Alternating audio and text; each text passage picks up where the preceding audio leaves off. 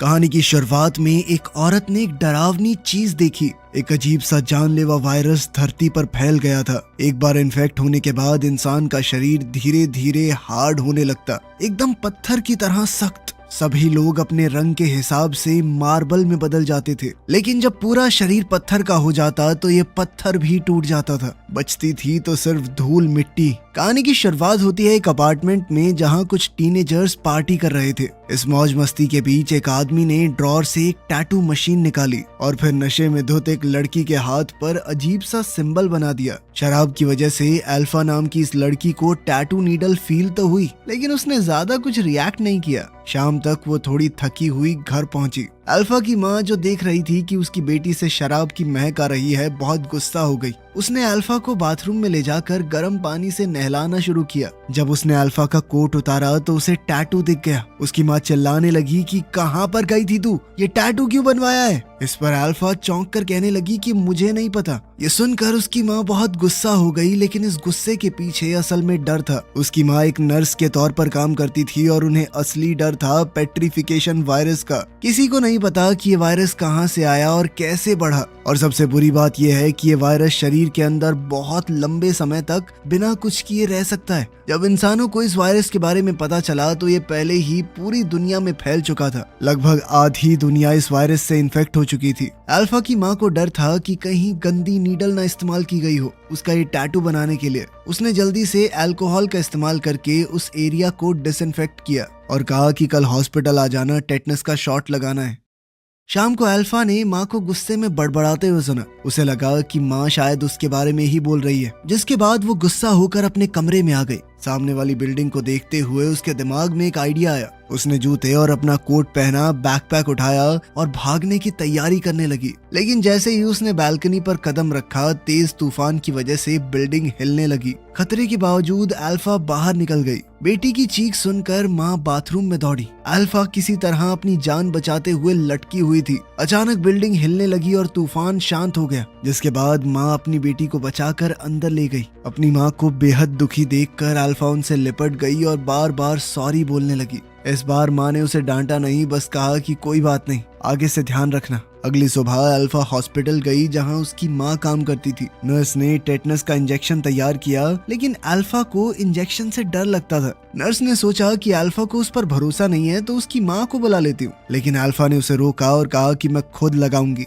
ये जानने के लिए कि कहीं उसकी बेटी के शरीर में वायरस तो नहीं है। अल्फा की माँ ने नर्स से कहा कि सैंपल ले लेना, लेकिन हॉस्पिटल में पहले ही बहुत सारे सैंपल पड़े थे, एकदम से टेस्ट कर पाना तो नामुमकिन है। नर्स ने कहा कि रिजल्ट 2 हफ्ते में आएंगे। आईसीयू में अल्फा की माँ पेशेंट्स को चेक कर रही थी, लेकिन कॉरिडोर में जहाँ पहले भीड़ थी अब बिल्कुल सुनसान हो गया। कल उसे डिनर भी देने कोई नहीं आया। पता चला कि इस खतरनाक वायरस से डरकर, जिसकी कोई वैक्सीन भी नहीं है, सभी नर्सेज ने मिलकर रिजाइन कर दिया। पेशेंट्स की कंडीशन बहुत सीरियस थी, जिनके शरीर में इन्फेक्शन 85% से ज्यादा बढ़ गया था। वो खुद अपना ख्याल रख ही नहीं सकते, उनका पूरा शरीर जम चुका है। ये वायरस हवा से नहीं फैलता तो अभी कंट्रोल में है। जब वो वार्ड के सबसे अंदर वाले हिस्से में गई तो एक बेहद दर्दनाक नजारा देखा। एक पेशेंट जो कल होश में था आज पूरी तरह पत्थर बन गया। हॉस्पिटल बेड पर पड़े पेशेंट को देखकर उसने शांत रहते हुए उसकी बॉडी पर लगे सेंसर हटाए और उनके आखिरी पलों में उन्हें एक इज्जत भरी अलविदा कही।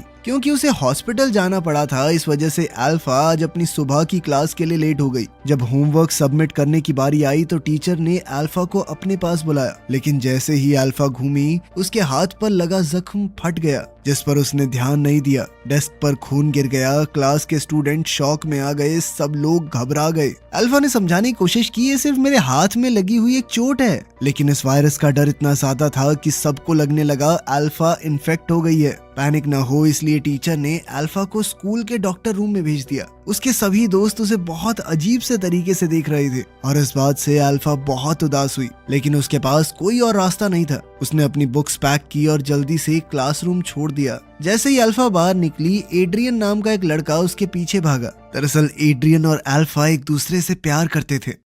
घर लौटकर अल्फा थोड़ा आराम करने वाली थी, पर घूमते ही उसने अपने कमरे में एक एक्स्ट्रा बेड देखा। कंफ्यूज होकर वो लिविंग रूम में गई और देखा कि सब कुछ उल्टा पुल्टा पड़ा था। उसे लगा कि कोई चोर घर में घुस गया और वो अपनी माँ को फोन करने लगी। पर जैसे ही वो अपने कमरे की तरफ वापस आई, उसने एक अजीब आदमी को अंदर लेटे हुए देखा। अजीब आदमी को देखकर अल्फा डर के मारे किचन में छुप गई। उसने दरवाजा लॉक कर लिया, पर बाहर से वो खटखटाने लगा। अल्फा ने टेबल से एक छोटा चाकू उठाया और आदमी से कहा कि मेरे पास मत आना, लेकिन उस आदमी को कोई फर्क नहीं पड़ा। उसने अल्फा से कहा कि देखो, डरो मत। उसने बताया कि मैं तुम्हारा मामा हूँ, तुम्हारी माँ का छोटा भाई। जब तुम छोटी थी तो मेरी गोद में पली हो। लेकिन अल्फा को अपना कोई मामा याद नहीं था। अगर सच में उसका कोई मामा है तो पिछले 10 साल में कभी सामने क्यों नहीं आया? अल्फा के शक के सामने उसका मामा अमीन सिर्फ इतना बोला कि उसकी सेहत खराब रहती है और वो अलग अलग जगहों पर रहता है। बस अभी अभी तो वापस आया हूँ मैं। अभी उसके पास रहने के लिए कोई जगह नहीं थी, इसीलिए वो उनके घर पर रहने आया था। अमीन की बात तो सही लग रही थी, पर फिर भी अल्फा उस पर भरोसा नहीं कर पाई। जैसे ही वो याद करने की कोशिश कर रही थी कि क्या सच में उसका कोई मामा है, अमीन ने आगे बढ़कर उसके हाथ से चाकू छीन लिया। तभी अल्फा की माँ काम से घर आई। अपनी माँ को देखते ही अल्फा तुरंत मदद के लिए भागी। माँ ने कहा कि मिल ली अपने मामा से। अब ये तो साफ था कि अमीन सच बोल रहा था। खैर, बाद में अल्फा सैंपल कलेक्शन के लिए हॉस्पिटल गई, पर पेशेंट्स बहुत ज्यादा होने की वजह से उसे पहले इंक्वायरी एरिया में वेट करना पड़ा। जैसे ही अल्फा बैठी, उसने अपनी इंग्लिश टीचर को एक इन्फेक्टेड बूढ़े आदमी को अंदर लाते हुए देखा। अल्फा ने उनसे हेलो कहा। सैंपल कलेक्ट होने के बाद अल्फा वापस अपने स्कूल गई और क्लासेस लगाने लगी। लेकिन स्पोर्ट्स क्लास के दौरान उसके हाथ का जख्म फिर से फट गया और वॉलीबॉल पर खून लग गया। बॉल पर खून लगा देखकर क्लासमेट्स ने अल्फा को घिन और नफरत से देखा। उसके टीचर को भी डर लगा कि अल्फा इन्फेक्टेड हो सकती है और उसने अल्फा से कहा कि जल्दी से जाकर अपना इलाज करवाओ। और जैसे ही अल्फा ने पीछे मुड़कर देखा, उसका टीचर एक तौलिए से बॉल को लपेटकर डस्टबिन में फेंक रहा था। अपने दोस्तों से यूं अलग थलग रहकर अल्फा को बहुत बुरा लगता था। एड्रियन भी थोड़ा डरा हुआ लग रहा था। जब अल्फा ने देखा कि एड्रियन भी उसे इन्फेक्टेड समझ रहा है, तो वो गुस्से और उदासी में जिम छोड़कर चली गई। स्कूल के बाद अल्फा और उसकी माँ उसकी नानी के घर गए। आज ईद है और पूरा परिवार और दोस्त वहाँ खाने के लिए जमा हुए थे। लेकिन जैसे ही वो सीढ़ियों तक पहुंची, अल्फा ने देखा कि हॉलवे में 2 आदमी सो रहे थे और फर्श पर कई सारी सुइयां पड़ी थी। हॉलवे छोड़कर वो लोग नानी के घर पहुंचे। अल्फा के मामा और बाकी लोग पहले ही आ चुके थे और सब अपने अपने काम में लगे हुए थे। सिर्फ अल्फा चुपचाप टेबल पर बैठी रही। अमीन छोटी उम्र में नशे की लत में पड़ गया था। तब से बाकी परिवार वाले उसके साथ बहुत बुरी तरह व्यवहार करते थे। कोई भी आमीन से बात नहीं कर रहा था। खाने के बीच में अल्फा ने देखा कि आमीन एक कमरे के अंदर गया और अल्फा की माँ भी सावधानी से उसके पीछे गई। दरवाजे के छोटे से गैप से अल्फा ने देखा कि आमीन फर्श पर बेहोश पड़ा है और उसकी माँ उसे ट्रीट करने की कोशिश कर रही है। जैसे ही अल्फा दरवाजे पर दिख गई, माँ ने जल्दी से दरवाजा बंद कर दिया। तभी नानी वहाँ आ गई और अल्फा उनके चेहरे पर उदासी नहीं देखना चाहती थी, इसीलिए उसने झूठ कह दिया कि मम्मी की तबीयत अभी ठीक नहीं है, वो कमरे में आराम कर रही हैं। नानी ने ज्यादा सोचा नहीं और अल्फा के चेहरे पर हाथ फेरते हुए कहा कि हमेशा खुश रहो। स्कूल में अल्फा के साथ फिर से बाकी बच्चे बुरा बर्ताव कर रहे थे, क्योंकि ये वायरस किस तरह से फैलता है ये बात पता ही नहीं किसी को। इसीलिए सभी बच्चों को डर लग रहा था कि अल्फा इन्फेक्टेड है और वो उससे दूर रहना चाहते थे, खासकर तैरते वक्त। कुछ बच्चों ने अल्फा को घेर लिया और कहा कि तुम स्विमिंग करने मत जाना, लेकिन अल्फा को ये पसंद नहीं आया कि वो बच्चे उसे दबा रहे थे और उसने उन सब के ऊपर थूक दिया, ले अब तुझे भी लग गई बीमारी, ले। बाद में स्विमिंग क्लास के दौरान जिस लड़की पर अल्फा ने थूका था, उसने बदला लेने के लिए अल्फा को पीछे से खींचना शुरू कर दिया और उसके साथ ही मिलकर अल्फा को डुबाने लगे। अल्फा ने लड़ने की कोशिश की, पर गलती से वो पूल की दीवार से टकरा गई। उसका सर घिस गया और बहुत सारा खून बहने लगा। पूल में खून देखकर क्लासमेट्स घबराकर भाग गए। स्कूल में बेटी को चोट लगने की खबर मिलते ही माँ तुरंत वहाँ पहुंची, लेकिन प्रिंसिपल ने शैतान बच्चों को सजा नहीं दी। उसने अल्फा से ही कहा कि तुम थोड़े दिन की छुट्टी ले लो। सच ये था कि स्कूल को बहुत सारे पेरेंट्स की तरफ से कंप्लेंट्स आ रही थी, जिसमें पेरेंट्स चिंता जता रहे थे कि हो सकता है अल्फा इन्फेक्टेड हो,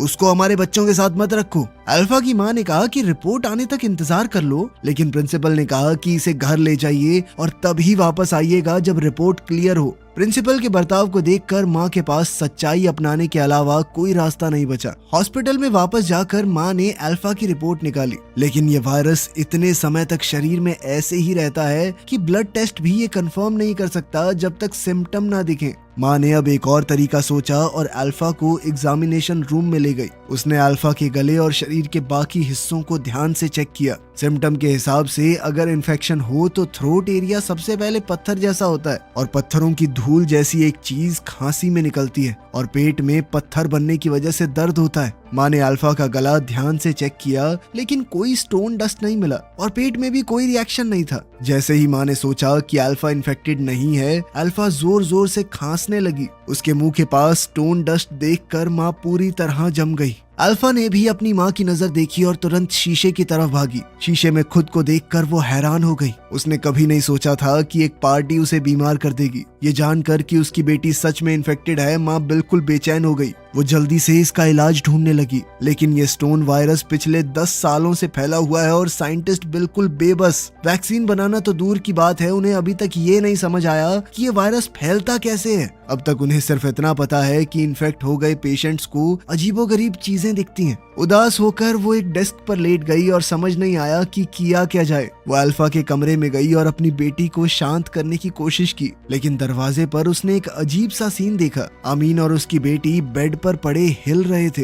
दोनों की मूवमेंट बिल्कुल एक जैसी थी। अपनी बेटी को दर्द में देखकर वो सिर्फ तसल्ली दे पाई। उसने अपनी बेटी के लिए प्रार्थना शुरू की और तब उसे याद आया जब वायरस पहली बार फैला था। उस वक्त बहुत सारे वायरस से ग्रस्त लोग हॉस्पिटल में आ गए और एंट्रेंस पूरी तरह ब्लॉक हो गई। बेड कम थे और हॉस्पिटल पहले से ही फुल। सिक्योरिटी गार्ड्स ने दरवाजे बंद कर दिए और पेशेंट्स को अंदर नहीं आने दिया। घबराए हुए पेशेंट्स ने एंट्रेंस पर हंगामा कर दिया। गार्ड्स के बर्ताव से वो खुश नहीं थी, लेकिन हॉस्पिटल इतने लोगों को नहीं संभाल सकता था, तो बेचारे गार्ड्स के पास भी क्या रास्ता था। परेशान पेशेंट्स को देखकर वो सिर्फ उन्हें शांत करने की कोशिश करती रही। उसने कुछ सीरियस पेशेंट्स को अंदर आने दिया, लेकिन इन्फेक्टेड लोग इतने ज्यादा थे कि सबको बचाना मुमकिन ही नहीं था। हॉस्पिटल कॉरिडोर में काले बॉडी बैग्स पड़े थे जिनमें वायरस से मरे हुए पेशेंट्स थे। परिवार का कोई भी आदमी उन्हें लेने नहीं आया, इसलिए हॉस्पिटल ने उन्हें हॉलवे में ही छोड़ दिया। डॉक्टर्स ने वायरस को रोकने की बहुत कोशिश की। अच्छी बात यह थी कि हर शरीर अलग होता है, इसीलिए पत्थर बनने की स्पीड सबकी अलग थी। कुछ पेशेंट एक ही दिन में खांसी से सीधा पत्थर बन गए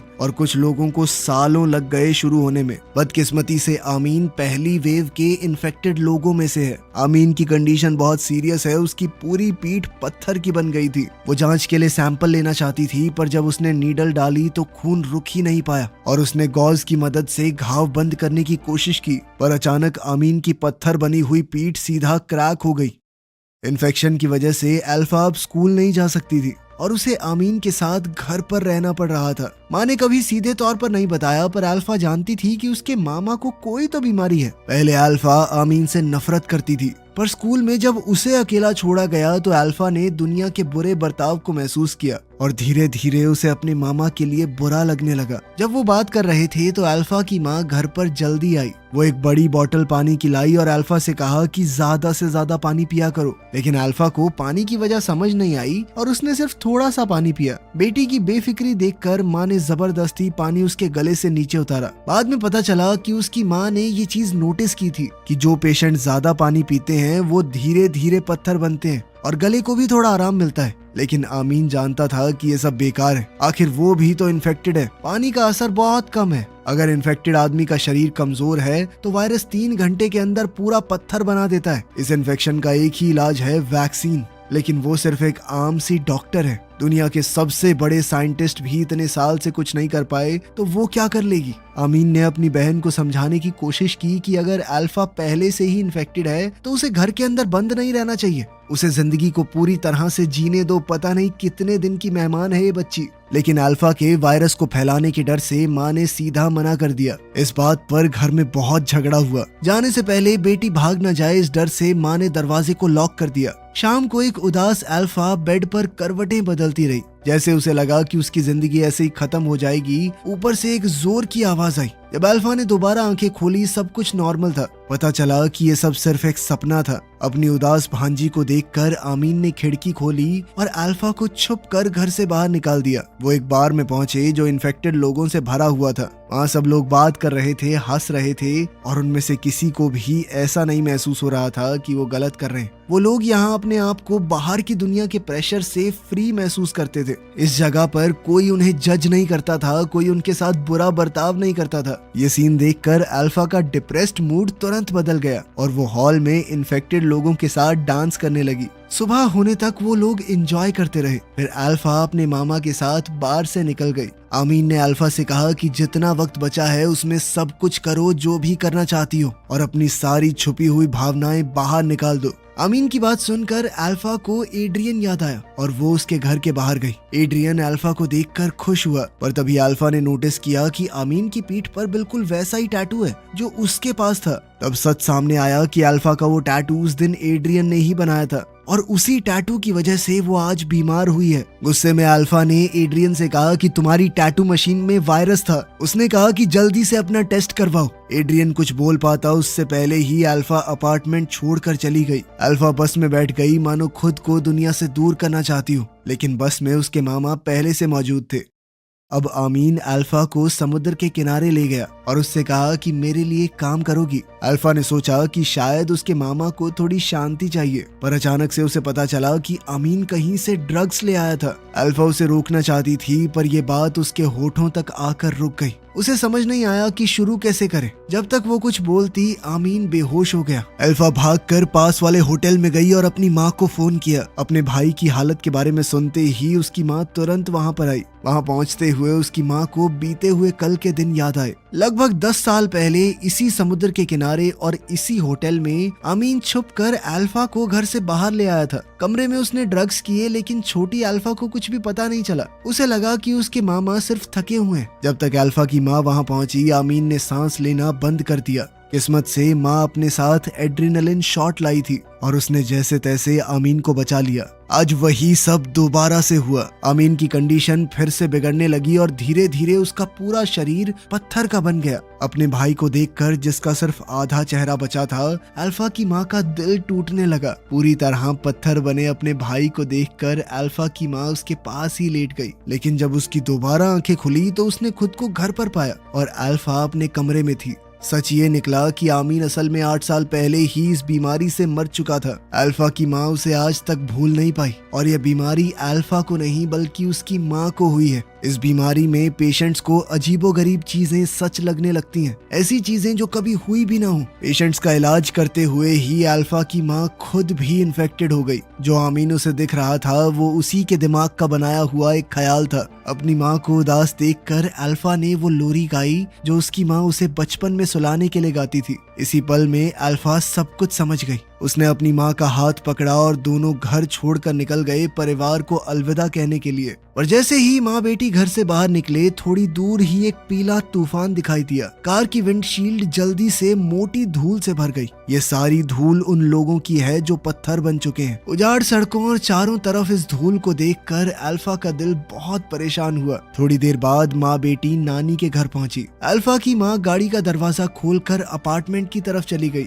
जैसे ही माँ गाड़ी से उतरी, अल्फा ने देखा कि उसके अंकल फिर से सामने आ गए और दोनों बहन भाई हंसते खेलते हुए दूर चले गए। अल्फा उनके पीछे भागने वाली थी, पर जैसे ही वो गाड़ी से बाहर निकली, एक अजीब सा सीन दिखाई दिया। उसने देखा कि आमीन धूल बनकर गायब हो गया, पर अपनी माँ को जमीन पर रोती हुई देखकर अल्फा वहीं जम गई। इस वक्त अल्फा के चेहरे पर भी इस बीमारी के साइन दिखने लगे। सच ये था कि अल्फा का परिवार और आसपास के पड़ोसी सभी वायरस के शुरुआत के दिनों में ही इन्फेक्ट हो गए थे। जमीन पर जो रेत पड़ा है वो असल में इंसान हैं जो पत्थर बन गए। कहानी के आखिर में अल्फा ने सच्चाई को अपना लिया और सोच लिया कि जितनी जिंदगी बची है खुश रहकर जिएगी। वीडियो पसंद आई तो लाइक कर देना, चैनल को सब्सक्राइब कर लेना। मिलते हैं अगली वीडियो में।